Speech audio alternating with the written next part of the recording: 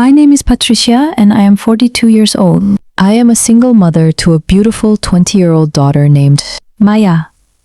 Maya is my entire universe. She is the reason I wake up every morning and the reason I fight through every single day. She is the reason I am still alive. 10 years ago, I almost gave up. I was 32 years old and I had absolutely nothing. I had lost my job. I had lost my home. I had lost all hope. I was sitting in a tiny motel room with no money and no future. Maya was 10 years old. She was sleeping on the other bed. She had no idea that her mother was falling apart. She had no idea that I was thinking about ending everything. I could not see a way out.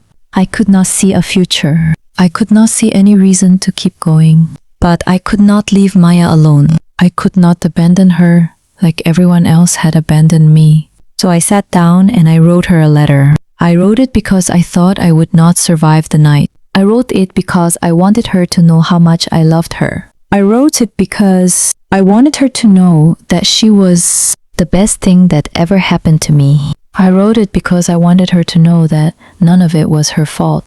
I poured my heart onto that paper. I told her about my childhood and my struggles. I told her about the pain and the rejection. I told her about the dreams I had given up. I told her about the love I had for her. I wrote for hours. When I was finished, I folded the letter and put it in an envelope. I wrote her name on the front. I hid it in a box under the bed. I did not know if I would ever give it to her. I did not know if I would ever survive the night. But I did survive. I looked at Maya sleeping and I made a decision. I would keep going. I would keep fighting. I would never give up. I would find a way. I would build a life for her. I would give her everything I never had. I would be the mother she deserved. I put the letter away and I forgot about it. I focused on surviving. I focused on working. I focused on building a future. I did not think about that letter for 10 years. I did not remember it until Maya found it. And when she found it, everything changed. I found a job at a small grocery store. It did not pay much, but it was something. I worked the night shift. I stocked shelves and cleaned floors and helped customers. I was exhausted, but I did not complain. I was grateful to have a job. I was grateful to be alive. I moved out of the motel and into a tiny apartment. It was small and cramped and had no heat, but it was ours. It was a roof over our heads. It was a place to sleep. It was a start. I worked 2 jobs for years. I worked at the grocery store during the day. I cleaned houses at night. I saved every penny I earned. I did not buy anything for myself. I wore old clothes and ate cheap food. Everything I had went to Maya. I wanted her to have a better life than I did. I wanted her to feel safe and loved and secure. I wanted her to know that she could always count on me. I was determined to break the cycle of poverty. I was determined to give Maya a future. I was determined to prove that I was enough. Maya grew up in that tiny apartment. She did not have new clothes or video games or vacations. But she had love. She had hope. She had a mother who never gave up. She was smart and kind and full of dreams. She did well in school. She made friends. She was happy. I was so proud of her. I watched her grow and I felt a sense of purpose. I felt like everything I had gone through was worth it. Because Maya was happy. Maya was healthy. Maya was thriving. That was all that mattered to me. I did not need money or success or recognition. I just needed Maya to be okay. And she was more than okay. She was amazing. She was the best thing that ever happened to me. I thanked God every single day for her. I thanked him for giving me a reason to keep going. I thanked him for not letting me give up that night. I looked at Maya and I saw my future. I saw hope and joy and endless possibilities. She was my greatest achievement. She was my reason for everything. 10 years passed. Maya turned 20 years old.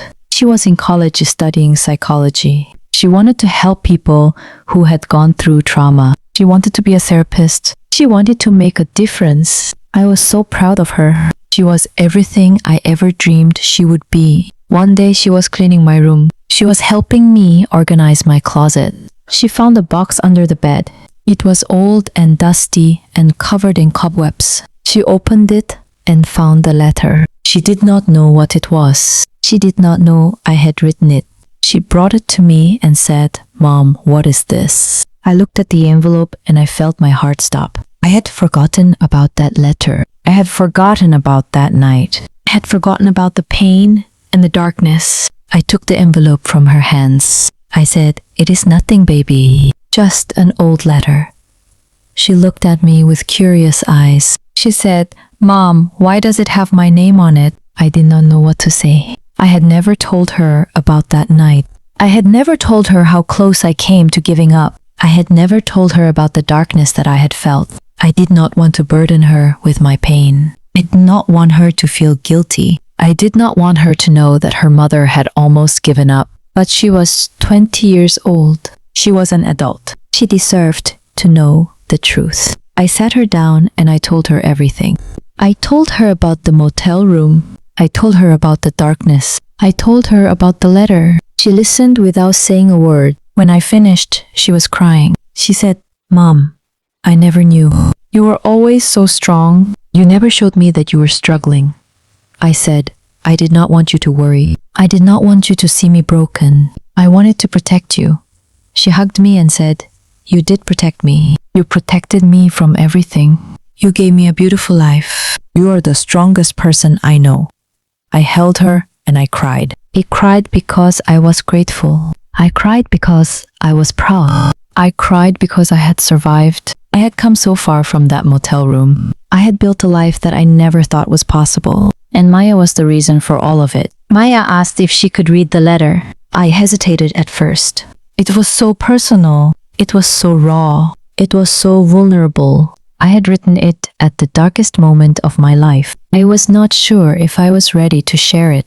But Maya looked at me with her gentle eyes. She said, "Mom, I want to understand. I want to know what you went through. I want to know who you were before you became the strongest person." "I know." I nodded and handed her the letter. She opened it slowly.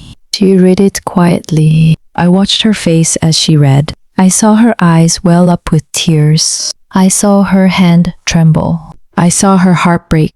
When she finished, she was sobbing. She looked at me and said, "Mom, you wrote this 10 years ago. You were so broken.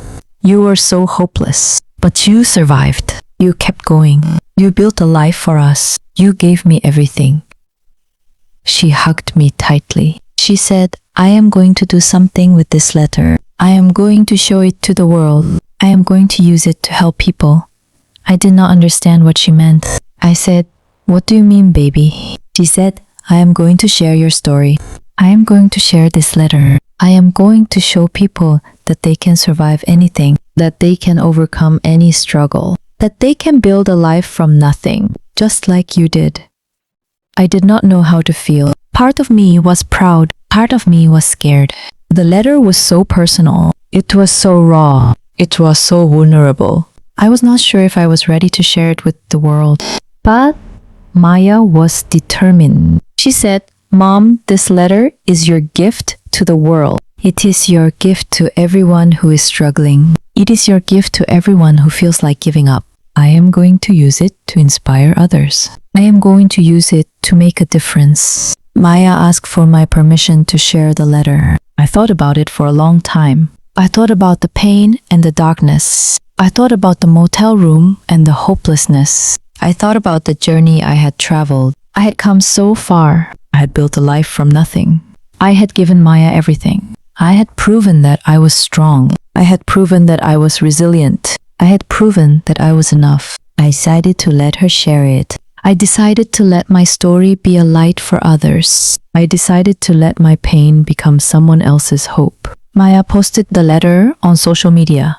She wrote a caption explaining the story behind it. She explained that her mother had written it at the darkest moment of her life. She explained that her mother had survived and built a beautiful life. She explained that her mother was the strongest person she knew. The post went viral. Thousands of people shared it. Millions of people read it.